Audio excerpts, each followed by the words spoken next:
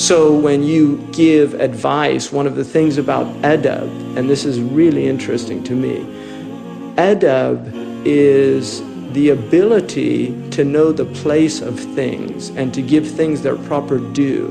So it's really translated as comportment or a type of discipline in which you recognize where things belong. And part of recognizing where things belong is to recognize where you belong in relation to social hierarchies. I mean, one of the things that this culture almost never talks about, it talks about civil rights a lot, or human rights, but it rarely, in fact, I don't think it's ever mentioned the idea of social rights.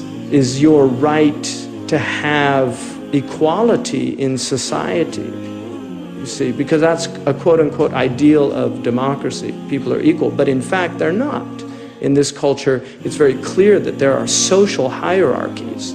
And if you fall at the bottom of one, woe unto you if you try to crash the party of a higher rank in society. So social rights are never talked about.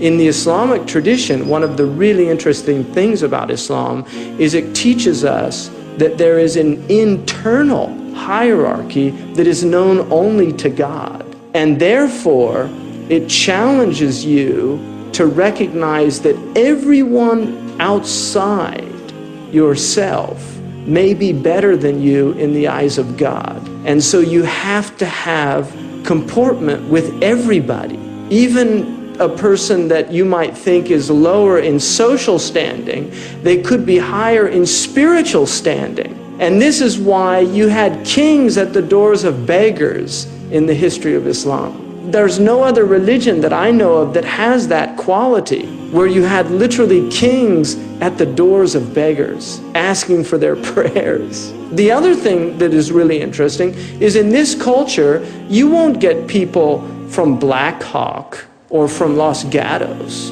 going to church in East Oakland. It's just not the way the society works.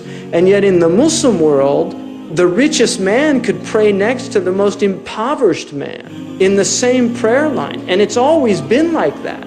And that is something really unusual about Islam, is it creates a true brotherhood.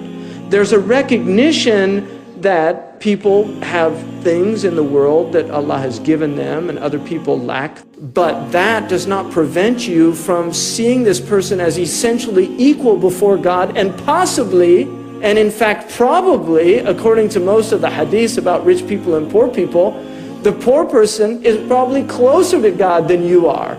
And that instills in you a desire to actually be kind to them, because you're actually worried that you might upset your Lord by having any contempt or even just simply treating them less than they deserve.